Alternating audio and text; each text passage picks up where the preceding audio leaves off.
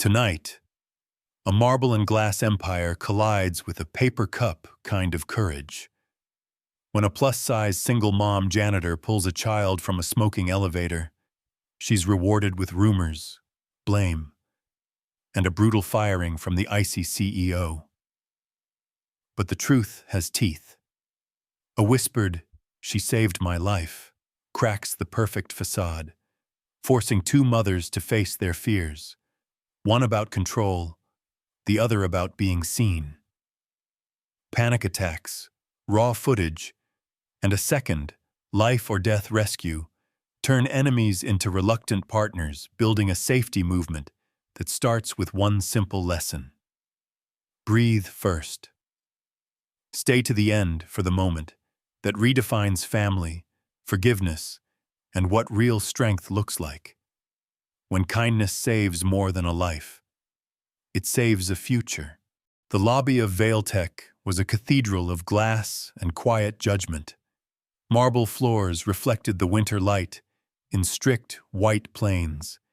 The air hummed with the antiseptic calm of money. Mara Benson paused just inside the revolving doors, steam rising from the lid of her paper cup. The cup had a lipstick kiss on its rim and the faint smell of cinnamon. She held it like a small defense against the building's chill. She wore the uniform no one looked at. Charcoal polo, black slacks, sensible shoes. The polo tugged over her stomach when she raised her arm. The slacks bit at the waist when she bent. She had learned not to apologize for the space she took up in the world, but the world loved to suggest she should. On the subway, a teenage boy had smirked and offered her his seat with theatrical gallantry.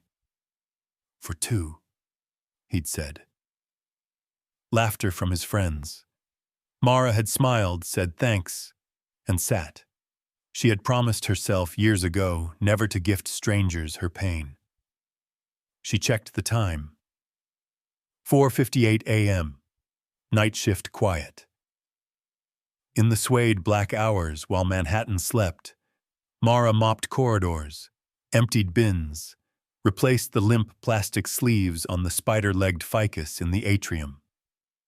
She moved with the practiced economy of someone who knew exactly how much effort survival cost, and what rest she could afford. 2 more hours and she'd clock out, ride 2 trains back to the apartment above the laundromat in Queens, wake her daughter, Hazel, with a kiss to the forehead and a dog-eared storybook voice. Hazel was 8, all elbows and questions and curls, and she looked at Mara like the sun rose from her mother's pocket. Mara stepped into the service corridor, the place where buildings go to exhale. Concrete floors, painted pipes, hollow echoes. She sipped cinnamon and set the cup on the cart, then reached up for the bulb above the supply closet. Dead. She balanced on the lower rung of the ladder, twisted a new bulb into place, and listened to the building's secret heartbeat, the whir of the HVAC, the soft thud-thud of the service elevator cables. Then, like a whisper from behind a wall, a sound threaded into the rhythm, a keening breath, a child's. Mara froze. "Hello?" she said to the corridor, to the pipes and mop heads, to whatever had gone wrong in the perfect, indifferent stomach of Vailtech. The sound came again, thin, strangled. She followed it to the elevator bank, where the service car had stuck between floors, its doors stubbornly parted by an inch. Smoke traced the air like a gray pencil line. She jammed her fingers into the seam. "Is someone in there?" she called. A tiny voice answered, swallowed by coughs. "Mom?" Mara's world narrowed to a red-hot point.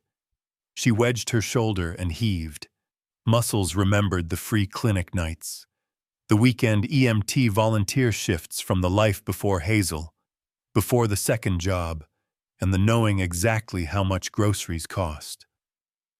The door shrieked. Her right forearm burned where metal bit skin, but the gap widened. She crouched, pressed her cheek to the cold seam, and saw a shape in the smoky half-light. A small girl curled into herself, eyes saucer-wide. "Hey, sweetheart." Mara's voice smoothed out like a path through snow. "I'm Mara. I have a girl about your size who's probably asleep right now with a book on her face. Can you reach your hand to me?" The girl didn't move. Panic makes statues of us. Mara slid her arm into the gap. Smoke stung her eyes. "Okay," she said softly. "Here's the game. We're going to pretend we're blowing out birthday candles. Can you do that? In through your nose, out through your mouth." She breathed in, loud enough to hear, exhaled like wind through a straw. She heard the child copy her. 1 breath. 2. "Good job, birthday girl." Mara hooked her fingers around a small wrist and pulled. The elevator groaned and slid a fraction. Mara braced and dragged the child toward the opening. A shoe fell off, thumped somewhere in the shaft. The girl whimpered, then lunged for the light and the sound of Mara's voice. They tumbled into the corridor together, a heap of denim and dust and cinnamon breath. Sprinklers coughed awake. Alarms pelted the air in red pulses. Footsteps thundered, shouts from security. The building shook itself from its clean sleep into a startled run. And then a woman's scream, a sharp, shattering note, splintered the noise. "What did you do to my daughter?" Mara rolled to her knees. The girl clung to her like a koala. The woman in heels was a sculpture of terror in motion. She crossed the corridor in stabbing clicks, her face a mask made of fear and anger. She snatched the child into her arms, scanning her for harm with hands that trembled. The girl found the woman's silk blouse with both fists and buried her face there. "Who are you?" the woman demanded at Mara. Up close, Mara recognized the glossy magazine silhouette. Adrian Vale's widow. No, that had been an old profile. That made her Eliza Vale, CEO. 32 and stainless, the headline said. "Human," said the breathless panic in her eyes now. "I work here," Mara said, throat raw from smoke. She was trapped. "You were near the elevator when it malfunctioned," snapped a man with a tablet and a security badge. "We need you to come with us." Mara looked down at her forearms. Blood stippled the skin where the door's teeth had bitten. Smoke smeared her polo like a bruise. Behind the CEO's shoulder, the saved child lifted her face. Gray ash painted her cheeks. A single streak of clean skin ran from eye to chin where tears had traced. She reached toward Mara with one arm, then flinched back into her mother's chest. "Please," Mara said to the security man.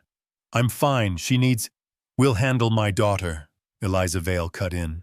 The diamond at her throat flashed like a warning. "You will answer questions." Mara stood without help. She had learned that grace was sometimes the only thing you could carry out of a room. By afternoon, the story had peeled itself from the truth. In whispers outside elevators, in Slack's pockets and Slack channels, a narrative took root. A janitor loitering near an elevator. Alarms. A malfunct. No, a tampering. The CEO's daughter almost. Someone said almost. The rumor knotted itself into a noose. At 5:12 p.m., after Mara had finished her shift and texted Hazel a rainbow of heart emojis and "homework before TV, please," and leftover lasagna in the top container, her phone buzzed. "Report to the executive suite," it said. The executive suite was a cold moon. Frosted glass, creeping silence. The receptionist wore a mouth that never cracked a smile. Mara Benson? She asked, as if reading the name from a line she didn't believe. In there. Eliza Vale stood behind a desk the size of a ship's hull. The window behind her poured Manhattan in like an aquarium. The park a dark green bruise, the river a blade. Ms. Benson, Eliza said. The voice was crisp. The terror from the corridor had been tidied away. We reviewed security footage from this morning. You were recorded near the elevator bank prior to the malfunction. I was changing a bulb in the corridor, Mara said, and felt dumb for offering such a domestic truth into a gleaming world that loved sleek narratives. The footage also shows you forcing the service elevator doors. Eliza's mouth thinned. We do not allow staff to violate safety protocols. You endangered my child. I pulled your child out, Mara said softly. She wasn't breathing right. Eliza didn't blink. You're terminated, effective immediately. The receptionist slipped in as if summoned by the word terminated, slid a letter across the desk. Paper made a small, obscene sound against wood. You'll be escorted out, Eliza said. Security will follow up on the equipment check. Mara looked at the letter. The words breach, protocol, risk, liability gathered like a storm.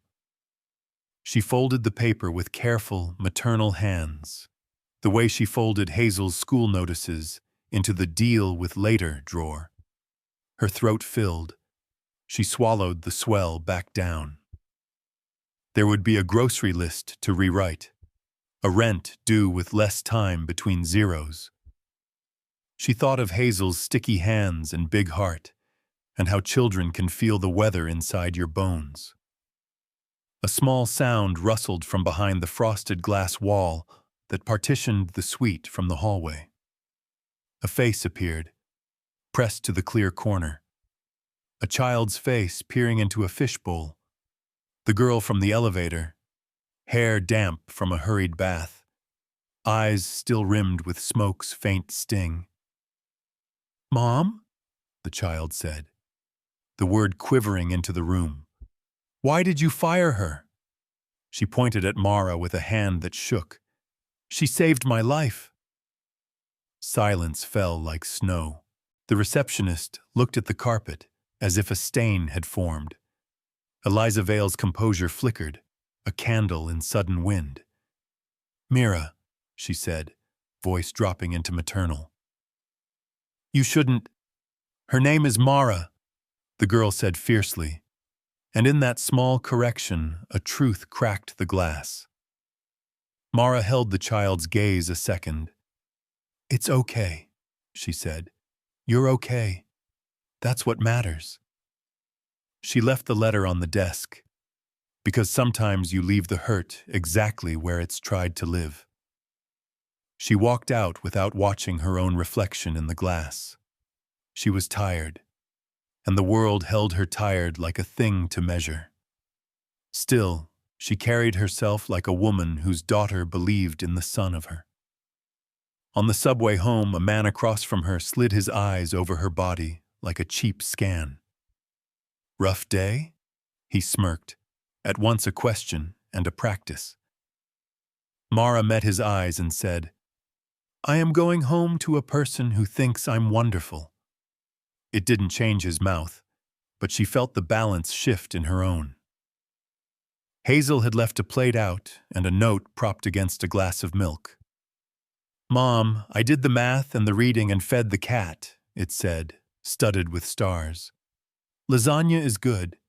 Maybe we can make apple crisp this weekend. I love you more than I love anything. They ate lasagna together at the cracked formica table.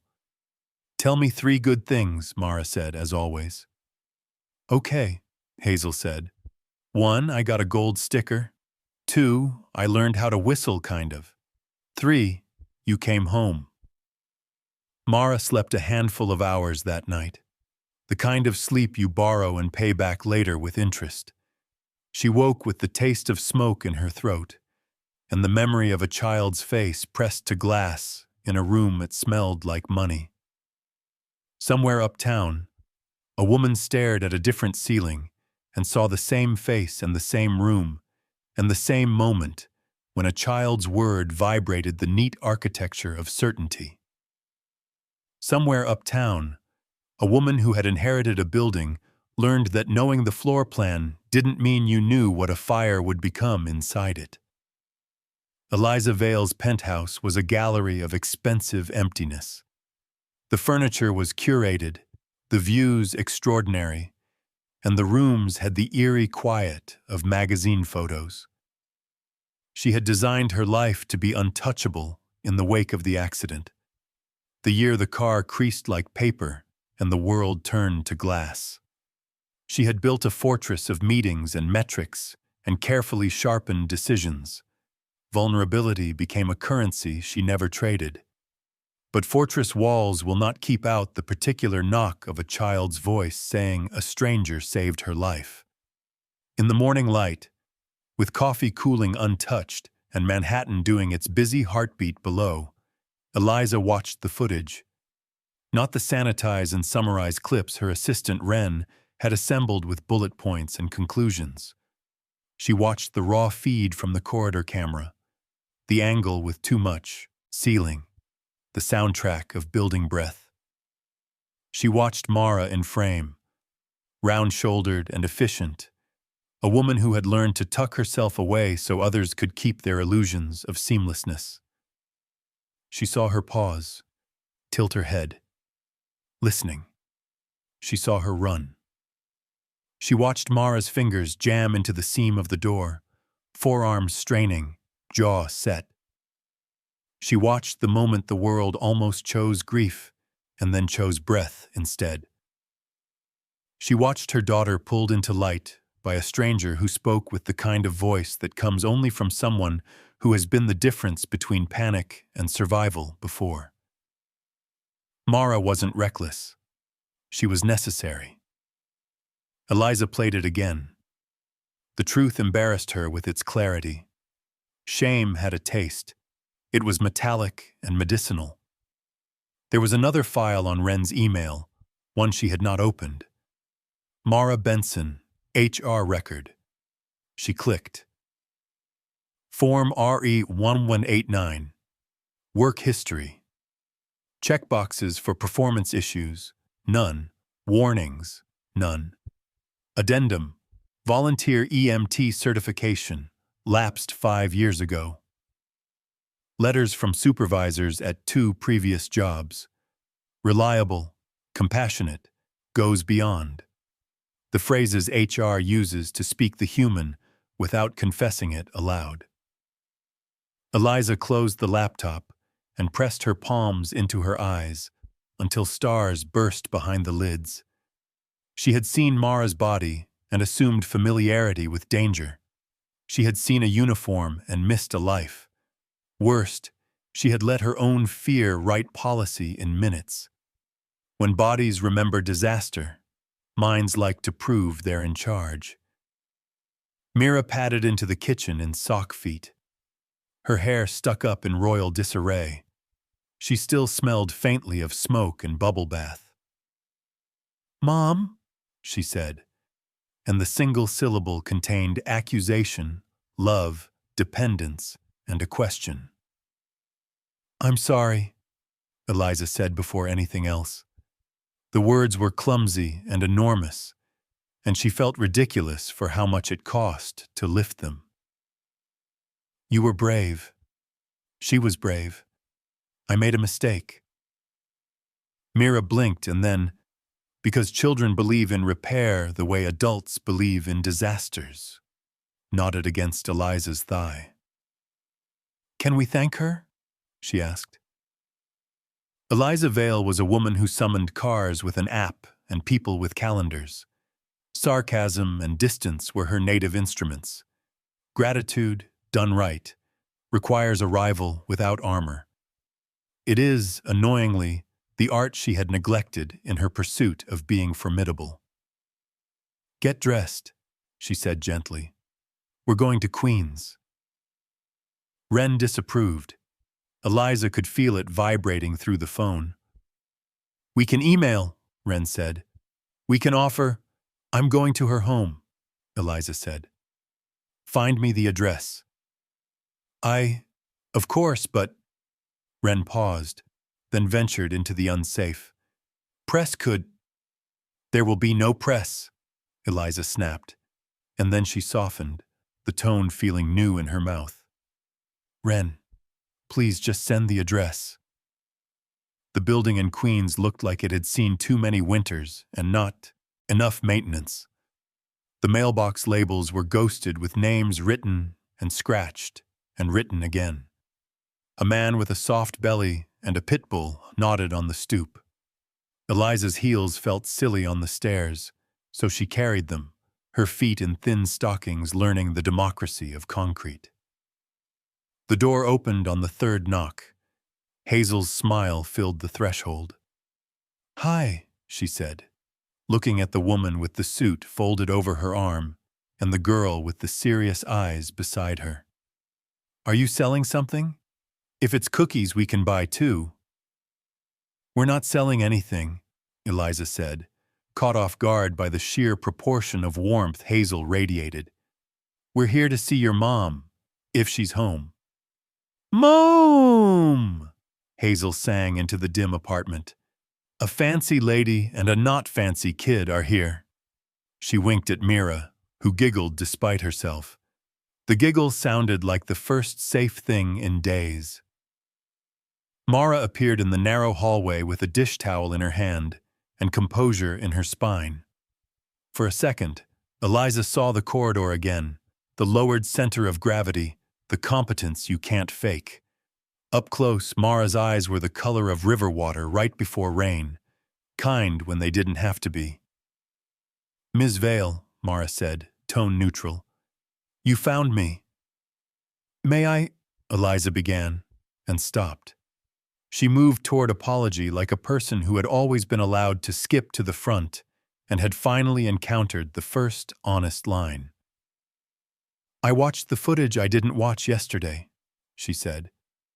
You saved my daughter. And I responded with fear and arrogance. I fired you for being the person my daughter needed. I am sorry. In the silence, the hum of the refrigerator grew loud.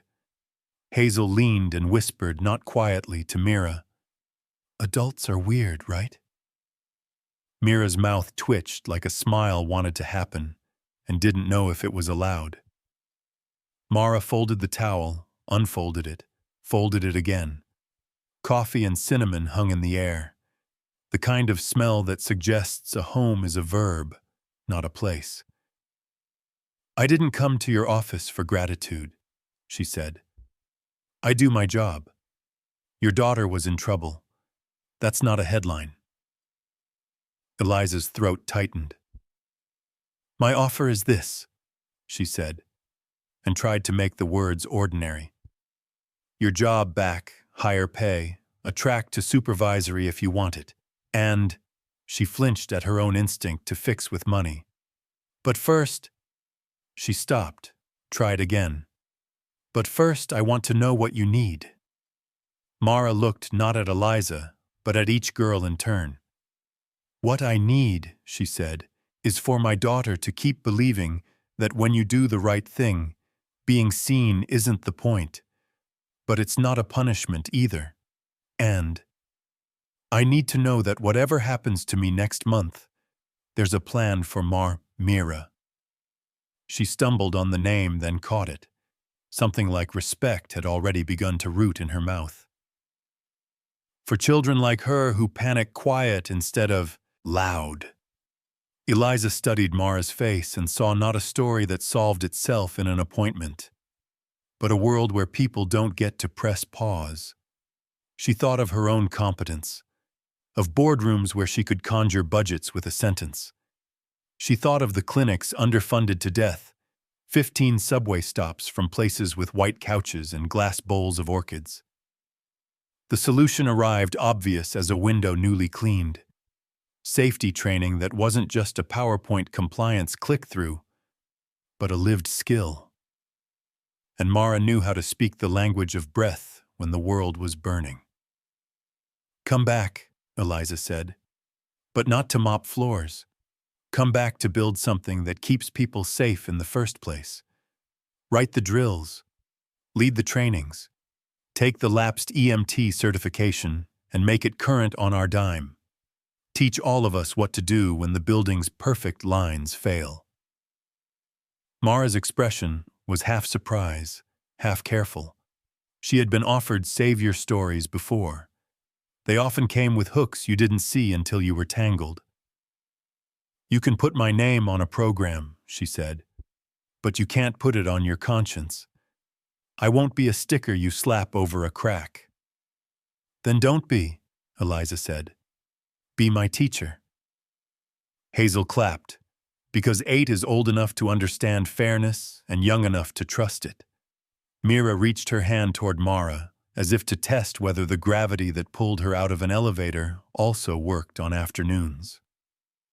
Mara knelt so their eyes met and took the girl's hand in both of hers. "We'll practice breathing until it's boring," she promised. In the elevator on the way down, slow and well-behaved now, Ren finally texted, a flurry of logistics, HR drafts, liability consults, PR cautions. Eliza thumbed a reply that surprised her with its steadiness. "Later. First I'm taking 2 8-year-olds for ice cream." She looked at the girls and then at Mara, eyebrows lifted. "If it's okay with Hazel's mom." "It's okay," Mara said, laughing, "as long as there's a scoop for the woman who just got fired and hired before lunch." On the sidewalk, a teenager whistled low as Mara and Eliza exited together, mismatched like a punchline. "Ladies' night?" he called. Mara fired him a look that had raised a child and a standard. He found somewhere else to put his mouth. On the train, surrounded by the democratic chorus of ordinary life, the woman arguing into her phone about a sister who always borrows and never returns, the man asleep with a grocery bag balanced on his knee, the pair of construction workers discussing the Mets. Eliza leaned close enough to speak privately. "Did anyone ever—" She paused. "Did anyone ever save you?" Mara's smile was small and not bitter. "Once," she said, "in a clinic lobby when Hazel's father left, and the nurse at the desk slid a bowl of grapes and a list of shelters across to me and didn't look at my body like a diagnosis. She told me to breathe like I had birthday candles. It was such a small thing. It turned the day." "Birthday candles," Eliza repeated. "Mira will remember that." "So will I," Mira said. "We can practice at bedtime." She tugged at Hazel's sleeve. "We can both practice." Hazel nodded solemnly. "We can make a chart." Eliza laughed, a sound she hadn't made in months without ears in it, measuring whether she felt the correct amount of joy for the moment. The laugh surprised her with its lack of edges. When they parted at the subway stairs, Mara and Eliza shook hands. It felt too formal and not enough. "Tomorrow," Eliza said. It was both a plan and a promise. A week later, Vailtech unfurled its apology like a banner in a room accustomed to secrets. Not a press release. Those are apologies written in fonts instead of hearts. But an action. A community safety day in the atrium, open to families of employees and the public. No strings of twinkle lights. No glossy speech about innovation. Mats rolled out on marble. First aid dummies lined up like clean, unscary bodies that wanted to be practiced on. Firefighters from Ladder 49 demoed extinguisher basics. A pediatrician from the community clinic set up a table for Ask Anything. A sign in kid-hand font hung from the balcony. Breathe like birthday candles. Mara wore a red t-shirt that said trainer and comfortable shoes that said, "I belong here." She had a headset mic and a plastic whistle on a lanyard, but never used the whistle. Her voice carried all the way to the back when it wanted to. She started each session with breath, not because it was cute, but because it worked. Eliza wore her usual black armor, but she had cut the tags off the afternoon to leave behind the day's old duties. She stood near the first aid dummies, watching a line of 10-year-olds learn chest compressions to a pop song with an unfortunate but useful beat. She was not comfortable exactly, but she was present, which is its own comfort. Hazel and Mira tended a calm corner with beanbags and coloring books. They drew posters that said, "You are safe here," and had a jar of glitter for panic, a sensory bottle that swirled and settled. They took the job way too seriously, and exactly seriously enough. Midway through the afternoon, when the atrium swell had found an easy rhythm, a familiar danger slipped in invisible. A tray of peanut butter cookies at the coffee station, the kind no one has to label when everyone assumes the world will be careful. A boy with a soccer shirt ate half a cookie and smeared his fingers on the table. He touched a cup. Mira, who had been brave all day in ways that looked like quiet, taking a turn at a station, trying a new game, grabbed the cup because she trusted cups. No one noticed until 3 minutes later, when her throat closed like a fist. She stood frozen in the middle of the room.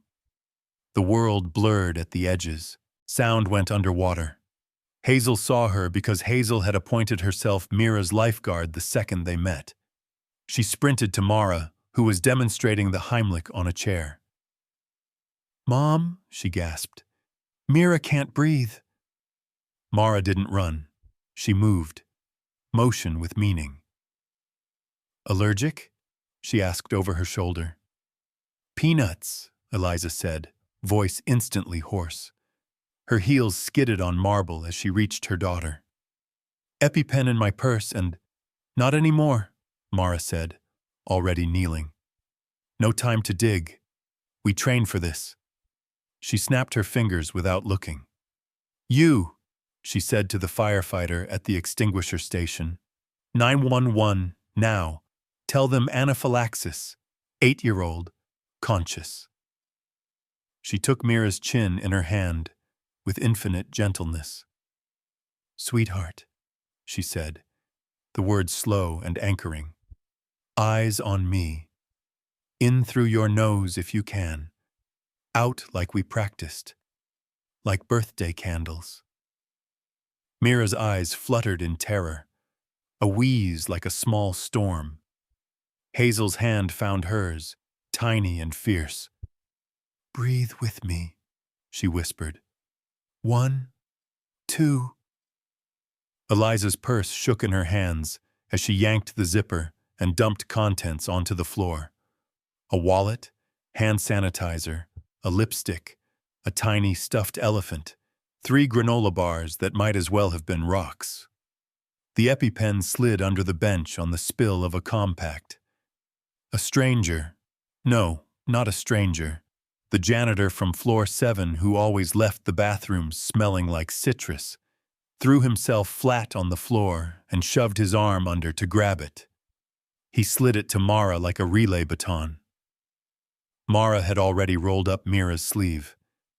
"This is going to pinch, and then you are going to feel like your chest opens," she said. "I'm right here." She pressed the blue into muscle with a quick, practiced motion. 1001, 1002. She counted steady while Eliza counted a different way. Every decision she'd ever made versus the ones she could still make. Mira coughed, then dragged air down like it belonged to her. Sound returned to the room like the world unmuted. Somewhere near the back, a first grader cheered. "She's okay," he shouted to no one in particular. Eliza's vision blurred at the edges. The aneurysm of fear popped into relief. "Thank you," she said, to God and to science and to the EMT who insisted on the pens in all the bags. and mostly to the woman kneeling on marble, her hair escaping its ponytail, her body being exactly the shape the moment required. The paramedics arrived, all urgency and kindness. They checked vitals, asked questions that sounded like commands. They pronounced the crisis contained, with an escort to the ER to be sure. A cluster of onlookers clapped the way people clap when they have seen the edges of loss and are grateful to be inside them. Mara smoothed Mira's hair as if fear were a thing one could pet into submission. "You did everything right," she said. "You listened to your body. You practiced the boring breaths. You're brave not because you weren't scared, but because you showed up in the middle of it." Eliza sat back on her heels and pressed the heels of her hands into her eyes. When she dropped them, she did not bother with making her face beautiful again. "How many times," she asked quietly, to Mara and to fate, "am I going to stand in a room and watch you save my child before I learn to build a world where you don't have to?" "As many times as it takes," Mara said simply. "And then we build the world." That night, after the ER bracelet had been cut and the watch for symptoms sheet had been stuck with a magnet to a stainless steel fridge in a kitchen that sometimes felt like a museum, Eliza wrote a letter by hand. She did not send it to legal to polish into a position. She slid it into an envelope and wrote Mara Benson, like a person who believes names deserve to be written with ink. She brought a bag of pastries in the morning, the good kind, flaky and smug, and knocked on the door in Queens. Hazel opened, hair in a lopsided ponytail, grin at full wattage. "You again," she said, as if this were a weekly sitcom and Eliza was the neighbor with a catchphrase. "Me again," Eliza said. "I brought apology carbohydrates." Mara took the letter and read with her back against the fridge, pastry grease kissing the corner of the page as she held it. "I am sorry," it began, and kept going, not to litigate or soften, but to own. It said, "I measured your worth by what I needed from you in a crisis and what you cost me in a rumor." It said, "I will not do that again." It said, "I don't want a mascot. I want a partner, on paper and on purpose." "Okay," Mara said when she finished, and her voice did that trick where it wraps around anger and love at once. "Okay. Would you," Eliza began, then stopped. She shifted from CEO to woman, a piece of road her shoes hadn't traveled before. "Would you help me build something that's not just a program? A foundation. For schools. For families who don't have glossy lobbies and overhead PA systems that work. For the places I've never set my foot, but that my responsibility reaches anyway." Mara exhaled like someone who's been holding a heavy box and has just realized the floor is sturdy. "I will," she said, "but there's a condition. Anything. No ribbon cuttings without clinics. No speeches without scholarship. No in partnership with just because we printed flyers. It has to be boring and beautiful. Classes in church basements and training modules translated into 6 languages, and the patience to teach breathing to a stubborn uncle who insists you can't teach him anything new." Eliza smiled with her eyes for real this time. "Deal," she said, and this time the word did not feel like a legal instrument. It felt like the beginning of a thing that would be larger than either of them. They shook hands at the table with the nicked surface, and Mira and Hazel high-fived so hard their palms stung. 3 months later, in a borrowed gym with a peel of paint on the far wall and a smell like yesterday's dodgeball, the first Breathe First class met on a Wednesday night. The foundation name had been argued in email chains with subject lines that got longer and longer. Mara had said, It should be about what you do before the drama. And the board had blinked. Eliza had overruled gently. We'll call it what it is, she said.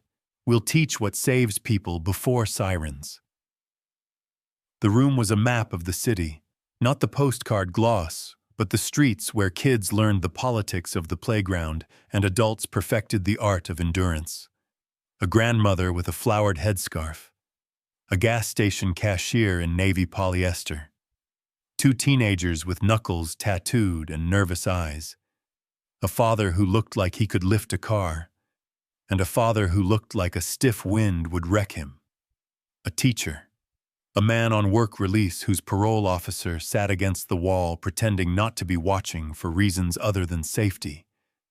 Mara stood in front in jeans and a gray t-shirt that did not apologize for her body or pretend it was something it wasn't. She began, as always, with breath. If you forget everything else, she said, remember, panic is loud, but quiet is where the decisions happen. Breathe like you've got 8 candles and a wish your sister won't steal. They learned the boring magic. Epi-pen technique, recovery position, compressions that keep a brain fed when the heart is stubborn. They practiced on dummies and then practiced on each other's patience. Mara taught with her whole body. She teased the men who wanted to joke their way out of vulnerability. She gentled the women who had learned that speaking up gets you branded difficult. Practicing is not an accusation, she said to the room. It's a rehearsal for your better self. Eliza came to watch and to work. She bagged kits at a folding table. Gauze, gloves, a laminated card with steps, a sticker that said, "You save lives in unglamorous ways."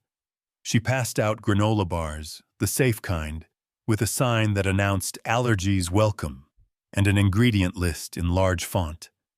She had not put on heels. She had put on sneakers and humility. Staff whispered that she was different now. Reporters angled for interviews.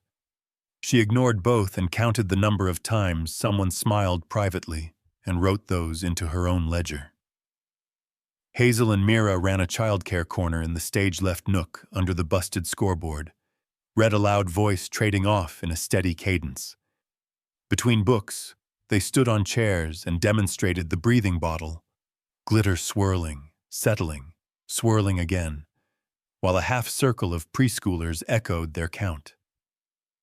"We're going to make your bodies smarter than your fear," Hazel said, and the room learned from a child what PBS had been telling them for years. The teachers you remember are the ones who have already used what they teach. At the end of class, a woman lingered, her coat still on, her purse clutched. "I'm not one for this," she said to Mara, gesturing at community like it was a mistranslation. "But my sister, she passed last fall. It was her asthma. We didn't know, we didn't do." She stopped, trapped in the gap between guilt and grief. "It won't bring her back. But thank you." Mara squeezed her hand. "Grief is heavy," she said quietly, "so we build muscle." The woman cried without making a sound. In New York, that is the kind people do when they have to carry their own groceries upstairs because the elevator is out again. The foundation grew the way honest things grow, unevenly, with spurts and backslides and the constant need for duct tape and revised spreadsheets. They held a class in a church basement where the heat did not work. Everyone breathed tiny clouds and called it discipline. They trained cafeteria crews in allergen protocol and school secretaries in "oh my God, now what?" They recorded modules for crossing guards and soccer coaches. They translated into Spanish, Haitian Creole, Mandarin, Bengali. A teenager with a skateboard designed a logo because he wanted to. A city councilwoman who had not voted their way on zoning sent a check anyway because a child she loved had been saved by an uncle who had taken the class. It found its home in Vailtech, too. The marble lobby made space, begrudging at first, then eager, for a table with pamphlets and a calm corner and a sign-up sheet for CPR on Tuesdays. Executives learned the Heimlich in ties and pencil skirts. One afternoon, a man from accounting used what he learned on his own father in a diner on 9th Avenue. He wrote a stunned email that read, "I didn't know I had this in me." And Mara wrote back, "You always did." The old guard that had loved to mutter about liability found themselves watching children drawing posters that said, "Kindness is a skill," and wondering when they had last learned a new thing without a memo. At the 1-year mark, they held a picnic in the park, not because donors needed to be courted, though some came with their tote bags and practiced smiles, but because the city was finally warm and people needed a reason to bring themselves to a blanket and eat strawberries. A banner hung between 2 oaks, "Breathe first." Below in small letters, "Because courage comes before sirens." Families arrived with Tupperware and complicated stories. A woman from the original class introduced her sister's 3-year-old, named for her, she said, and the name sounded like both an elegy and a blessing. The gas station cashier brought deviled eggs that vanished in 10 minutes. The man on work release, now free, arrived in a shirt and tie, an awkward knot that looked like hope. The firefighters grilled. A paramedic danced with a toddler. Mara and Eliza stood by the registration table that had nothing to sell. They worked like E's, answering questions, pointing toward the bathroom, finding a Band-Aid for a knee. Their friendship had found its shape, formed not out of a fairy tale, but out of thousands of decisions to treat each other the way the programs taught strangers to treat strangers, with attention and the presumption of worth. At some point, as Manhattan tilted toward Golden, and the park became a church for people who needed a liturgy made of light, Hazel and Mira set up a lemonade stand. Their sign read, "Pay what you want. We're not great at making change." And their cups were the cheap kind. They wore their foundation t-shirts over dresses and took turns announcing the day's specials with the seriousness of news anchors. Eliza watched them, something loosening in her chest she had thought was a scar, and discovered was just a tight muscle. "Do you ever think about that morning?" she asked without looking away from the girls. "The one with the smoke." "Every time I see an elevator and trust it," Mara said, "which is to say, often and with caution. I think about it when I'm tempted to be right rather than kind," Eliza confessed. "When the old fear says, control is safer than trust. It isn't. Control is lonely." "We're not doing lonely anymore," Mara said. She said it casually, like you'd say, "We're not buying cereal with marshmallows anymore." But it was a covenant. The girls ran over with sticky cups. "We raised $30.47, Hazel announced. "I don't know how that works." "It works because people chose to give," Eliza said. "Sometimes that's money. Sometimes it's time. Sometimes it's admitting you were wrong in front of the people who write about you." Mara sipped lukewarm lemonade and made a face. "Not enough sugar," she said. "We're learning," Mira replied, affronted and delighted in equal measure. As the sun began its long bow behind the skyline, a volunteer arrived with a poster board. On it, a collage, photos from classes and clinics and gym floors, faces caught mid-laugh and mid-serious, kids with glitter bottles, adults in front of whiteboards. In the middle, scrawled in block letters by a child's careful hand, "Kindness saves lives." Around it, signatures like prayers. Eliza's eyes filled before she could steal them. She didn't bother to swipe the tears away. Mara put an arm around her shoulders because the bridge between them had been built for that weight. A reporter with a notebook hovered, eager for the angle that would make the story travel. "Ms. Vale," she called, "do you regret what happened last year at Vale Tech?" Eliza did not hesitate. "Every day," she said, "but regret is a lousy place to live. We moved." The reporter turned to Mara. "Do you forgive her?" Mara looked at Eliza, then at the girls, then at the banner. "Forgiveness isn't a door that you walk through and then it's done," she said. "It's a bridge you keep repainting. Today, the bridge is sturdy." The reporter scribbled and would later make the quote a pullout on a page that smelled like fresh ink. But in the park, the comment settled among the clink of ice in coolers and the thud of a soccer ball and the ordinary loveliness of people who have decided to be on each other's side. When the light thinned to that particular threadbare gold New York gives only to the people patient enough to wait for it, Hazel climbed onto the picnic bench and banged a spoon against a cup. "Attention!" she shouted. "We have a very important announcement." "What is it?" called a teenager with a skateboard, grinning. Hazel puffed herself to full height. "My mom is the bravest person I know," she said, "but she's also the kindest, and those are not the same thing, and they are the same thing."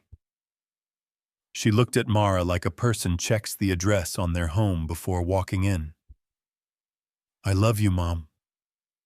A sound went through the crowd. Not applause. Something softer.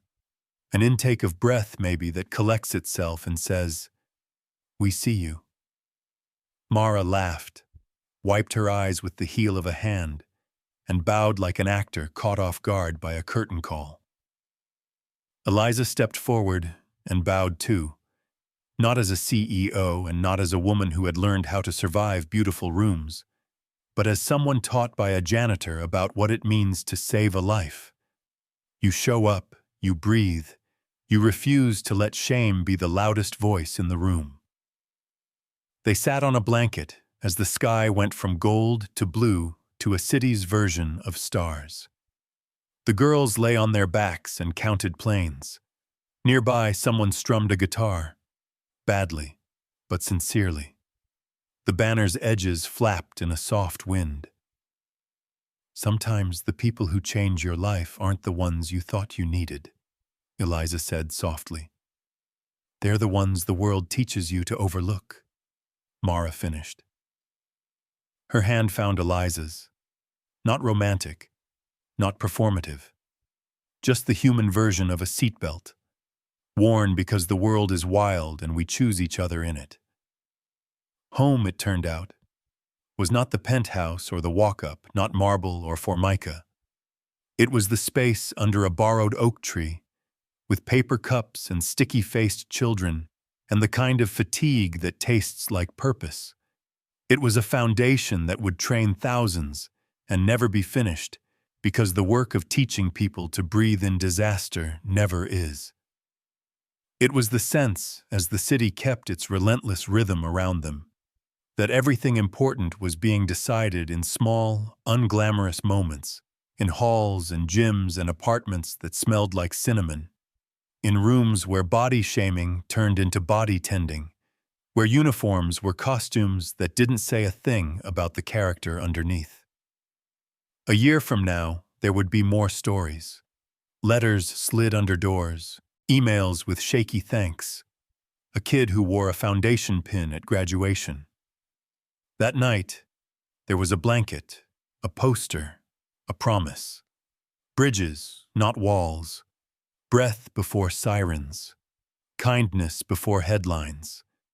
And 4 people. Not the same as the ones who met in smoke. Not yet the ones they would become. But exactly enough for everything the world required of them next.